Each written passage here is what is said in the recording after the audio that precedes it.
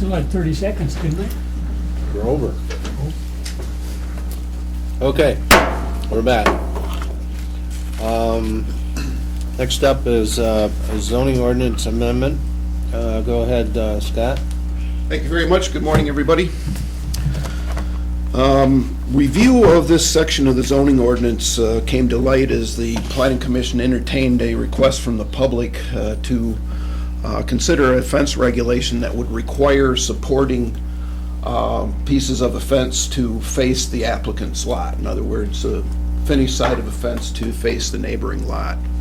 So you find that provision in the proposed amendment under the subsection 1C with language to that effect.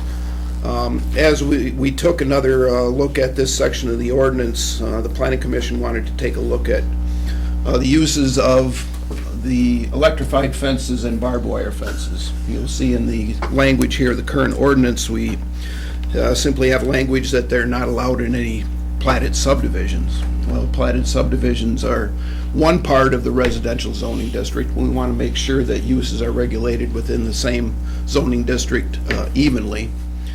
And the commission also wanted to take our language and have it to the effect of what is allowed within the different zoning districts. That's the way the ordinance is written in most cases. So within this ordinance amendment, then you'll see the recommendation that the electric and barbed wire fences are allowed in the ag forest zoning district, rural character, and country living zoning districts. And then also with non-conforming commercial farms, so that would be your grandfathered farms where farms might not be allowed in that particular zoning district, or those that might be operating under the terms of the Right to Farm Act. And then also those that would be approved under site plan review approvals or special use permit approvals.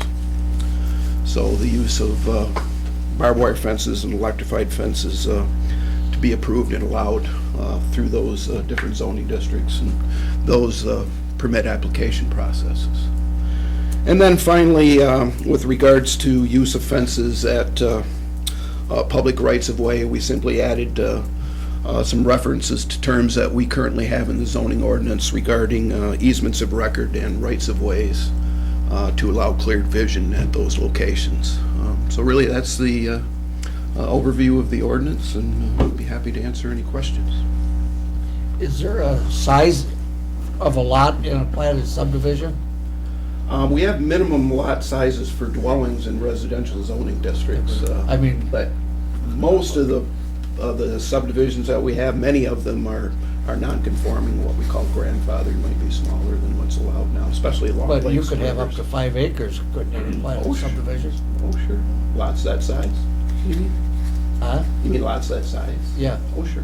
Yeah. There's only minimum sizes you can have. but Any under, size you want, really. but under this, would electric fence or fencing be allowed or no?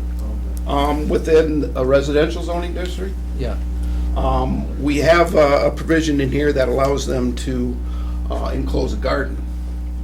Otherwise, it would have to be like a non-conforming or grandfathered farm or something like that to happen. Can't use them for your kids. or, yeah, or even an animal. If they had 5 acres and it was, If they were to have an animal there, it would have to be under the provisions of the Right to Farm Act, because otherwise it wouldn't be allowed by zoning anyway. And if that were the case, then they would be able to have the fence, because it would be a non-conforming, legal non-conforming commercial farm. What about those things that they bury around their backyard to keep their dogs from going out of the yard? That's We haven't like covered those. I don't think we include that in our definition. So as long as you can't see that there's a fence there, it's okay? Yeah, I don't think we associate any public hazard I concerns. never thought about that until just now. Nor did I. Or I was running. My question, in the fence part of the ordinance, is there a setback requirement?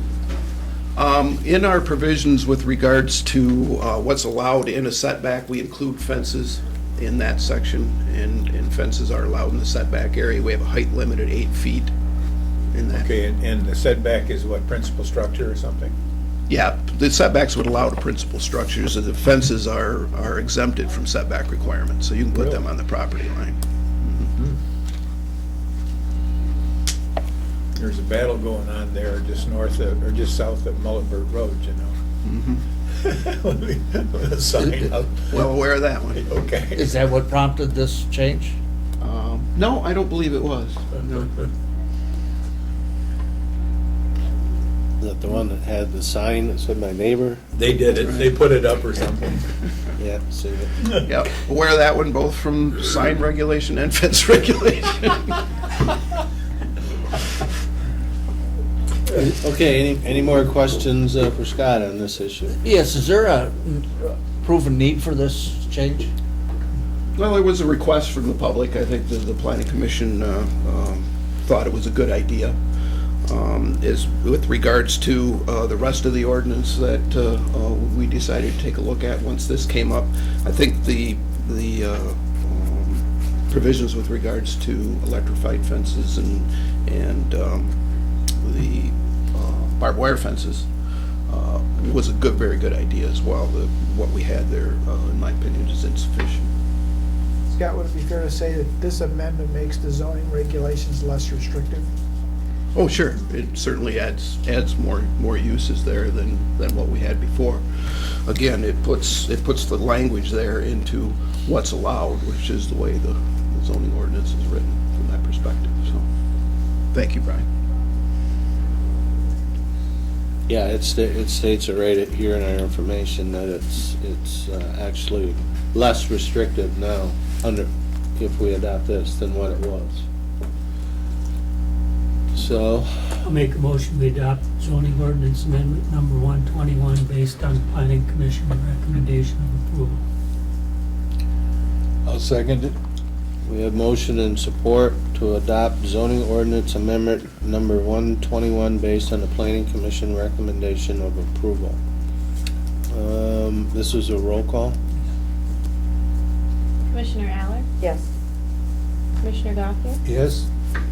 Commissioner Redmond? Yes. Commissioner Gua? No. Commissioner Metelsky? Yes. Commissioner Wallace? Yes. Okay, zoning ordinance amendment approved. Thank you very much. Scott.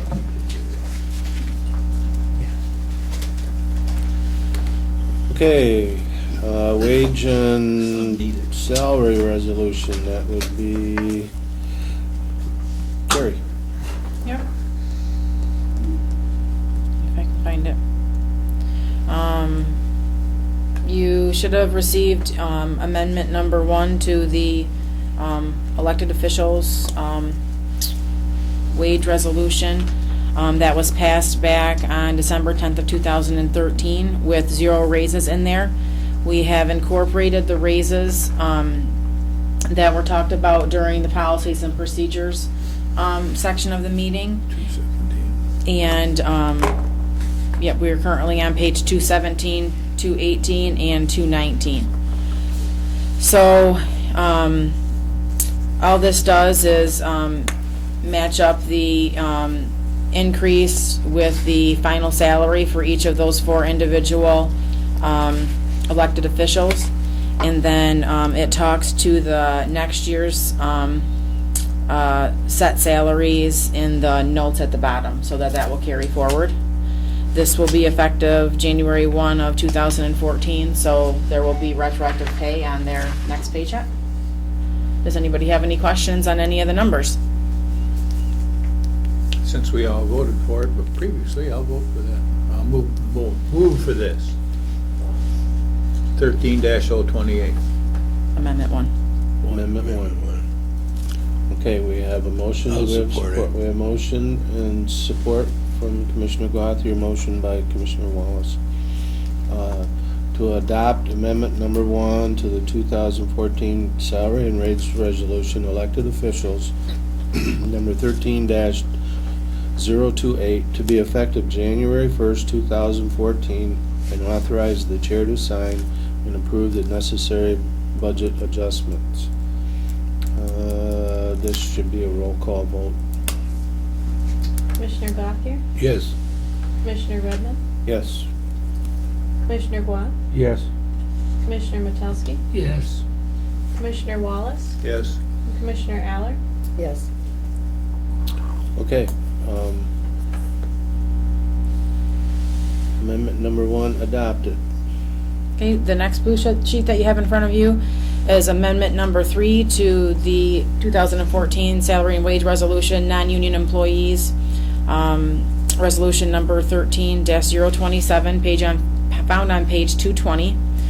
What we had to do here was we had to add the approved raise for the county administrator at 2%.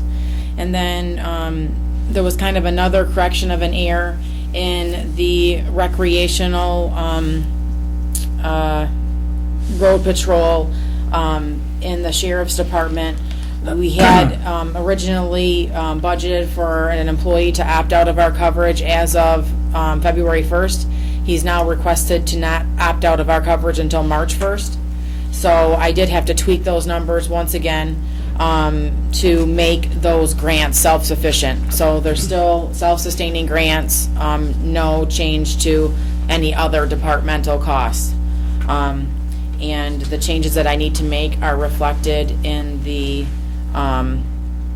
salary and wage resolution amendment number 3 that you can see on page 221.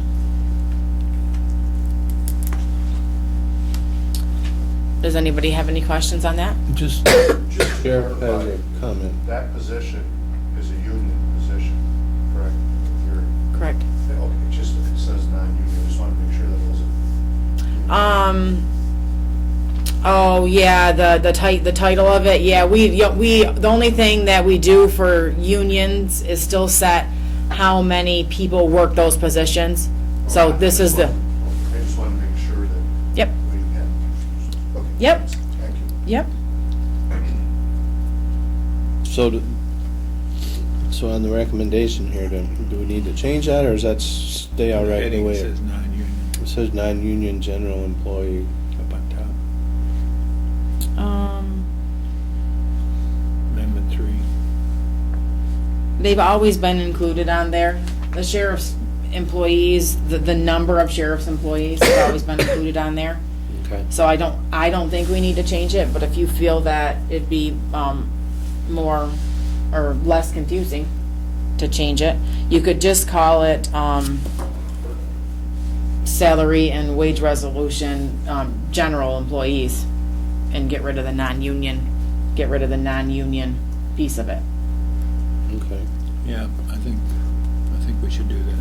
Okay, For clarification, like the sheriff talked about. okay. I don't have any issue either way, I just wanted to. You just wanted to make sure that I knew he Clarify. was union, and I know he is union, yes. Yep. I'm just curious what happened to amendment number 2? Amendment number 2 was approved last Oh, okay. month. How come we had 2 ahead of 1? mean, No, we have 2 separate wage resolutions. One Oh, is okay. elected officials, and then Okay. one is general employees. Okay, I was just... We've had 3 amendments to the general employees and 1 amendment to the elected officials. Thanks. Yeah. I just like to see things neat. Mm-hmm. Okay, we have amendment number 3 in front of us. What's the pleasure of the board? I would move for amendment number 3, striking non-union and just call it general employees. We have motion, looking Support. for support. Okay, motion, Commissioner Wallace, support from Commissioner Aller to adopt amendment number 3 to the 2014 salary and wage resolution, general employee number 13-027 to be effective January 1st, 2014. Authorize the chair to sign and approve the necessary budget adjustments. Roll call vote. Commissioner Redmond, Yes. Commissioner Gua, Yes. Commissioner Metelsky, Yes. Commissioner Wallace, Yes. Commissioner Aller, Yes. Commissioner Gothier, Yes. Okay. Amendment number 3 adopted. Thank you. That brings us now to, there's a change here on your, looking at your iPad here, it's gonna read Resolution 14-02, that we need to change that to 14-03. And this will be Mr. Lawson explaining this to us. Michigan Association of Counties has provided us with a resolution of support for the governor's appropriation for 2015 budget for full funding for revenue sharing. That's very important for us moving forward. In 15, we're scheduled to get a partial payment, and that'll be the first year we're back into revenue sharing. Our initial projections without this indicated that we would most likely lose funding compared to what comes out of our reserve account right now. So we would highly recommend passing this resolution, but also contacting our senator and representatives to let them know how important this is for us moving forward. So we only have partial funding left in our account, the money that, the taxes we collected, I don't know how many years ago in the summer and put into a special account. Yeah, this year is the last full payment out of that, and then next year we have a balance left, and this would fill the gap for that balance, equal to at least 14, maybe better. We'll see how that pans out. We don't want to get overexcited about it. Do we know how much money we have left in that account? Yeah. Ballpark, you want the? Yeah, ballpark, yeah, just ballpark. Around 900,000. We have 900,000 left, and we expect to get 211 from the state. Yeah, in 15. In Or 15. yeah. So the 900 that we have sitting in there right now, we're gonna pull out about 560,000 Oh, for this year. for this 14. year. That's our allowable, and so that leaves us about 340. And Okay. then, Okay, yeah, just curious. Yeah. Didn't mean anything, Do you know when the legislature will take this up? According to MAC, it could be at any time. I mean, Do it's, you have any indication? it depends on what it's tied into as far as the funding votes. I mean, their final votes could, they've been moving pretty quick the last couple of years, so I would suggest anytime, the rest of this week or next week, if you want to make contact, it would be wise to do that. Make a motion to adopt resolution 14-02 requesting full funding of revenue sharing. 14-03. 03? Yep, I'll support. Okay. It says 02 on I know, we had to change mine. that. Okay. We have a motion from Commissioner Metalski and support by Commissioner Gua to adopt resolution 14-03 requesting full funding of revenue sharing. Resolution, roll call vote. Commissioner Gua, Yes. Commissioner Metelski, Yes. Commissioner Wallace, Yes? Commissioner Aller, Yes. Commissioner Gothier, Yes. Commissioner Redmond. Yes. Okay, resolution passed, and you will see that it gets to where it needs to go.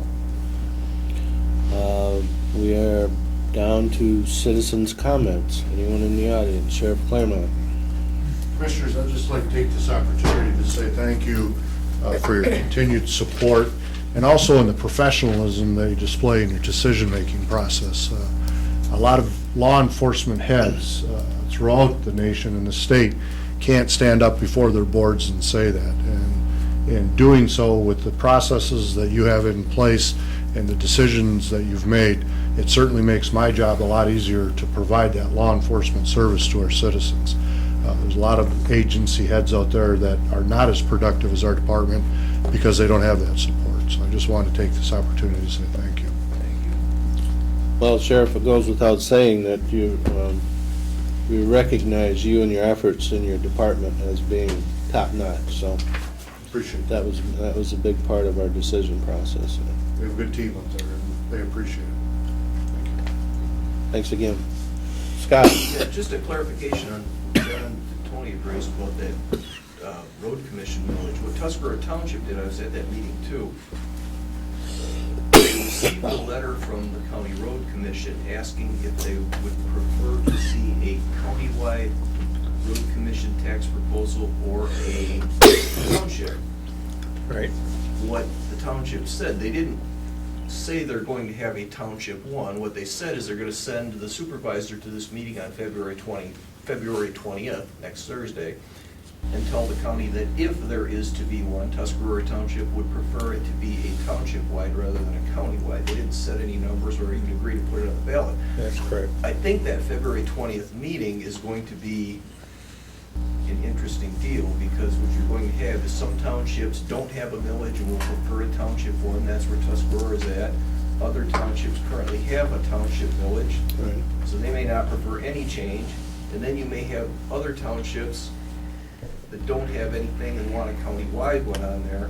So you're gonna see township conceivably in 3 different voting situations when it comes to whatever ballot that's put on. How that affects this body, I don't know, but just so you kind of know where that's at, I think it's gonna be an interesting deal. And what kind of meeting is that on the 20th? It looks like February 20th from the notice I received. Well, yeah, the one I got, they talked 19th and 20th, and then the notice that I got just said the 20th. I think they're going to call representatives from all of the townships in and ask them what they want. This is the County Road Commission is Correct, gonna do yes. that. Those are the spring meetings that they have every spring with the townships, and they Well, okay. set up a list of times, and they Correct. have it over 2 days, and Allocations of just the gravel. township sediment. comes in. It's gonna be part of that. Yeah. Okay. Anyone else? Board member comments?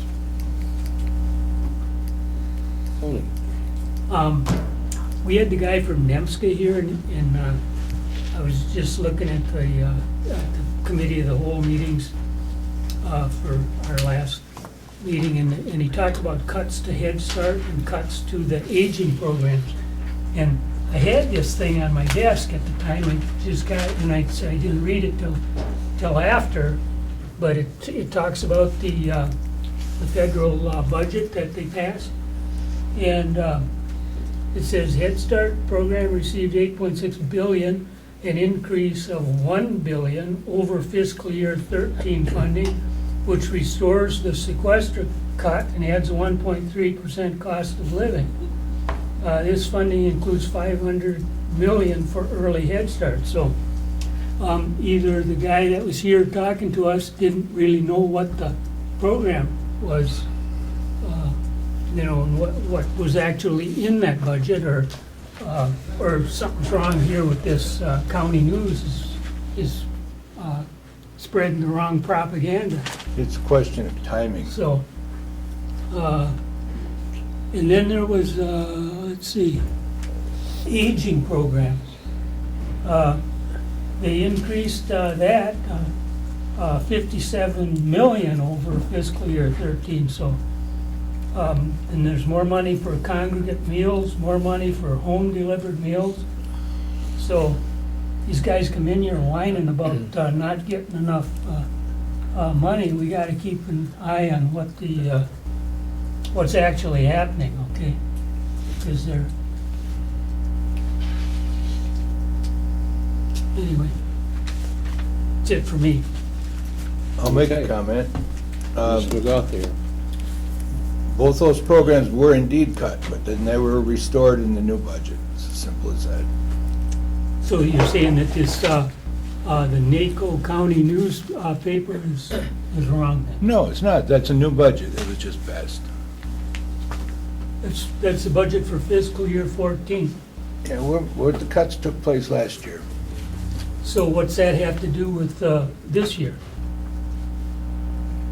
I mean, that's water over the bridge last year. Now they got all kinds of new money. Well, not exactly all kinds. Well, they got new money, so these people come around whining that they don't. that they're I didn't not see any getting money. whining taking place. Okay, gentlemen, hopefully there's enough money to go around where it's gonna help substantiate these programs. Number 15 on our list. Motion to adjourn. Yeah, for that one, I'll make a motion to adjourn to the call the chair. And I'll support that. Thank you. This Good meeting's job, over Pete. with.